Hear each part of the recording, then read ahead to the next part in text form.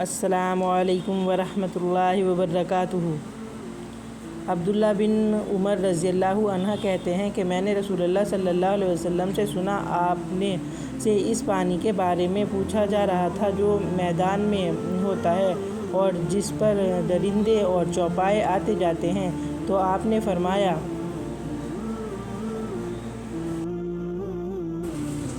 پانی دو قلع ہو تو وہ گندگی کو اثر انداز ہونے نہیں دے گا، اسے دفع کر دے گا۔ محمد بن اسحاق کہتے ہیں، قلع سے مراد گھڑے ہیں اور قلع وہ ڈول بھی ہے جس سے کھیتوں اور باغات کی سینچائی کی جاتی ہے۔ امام ترمذی کہتے ہیں،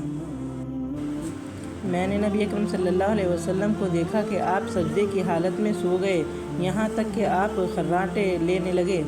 پھر کھڑے ہو کر نماز پڑھنے لگے، تو میں نے عرض کیا، اللہ کے رسول، آپ تو سو گئے تھے۔ آپ نے فرمایا، وضو صرف اس پر واجب ہوتا ہے جو چت لیٹ کر سوئے، اس لیے کہ جب آدمی لیٹ جاتا ہے تو اس کے جوڑ ڈھیلے ہو جاتے ہیں۔ امام ترمذی کہتے ہیں،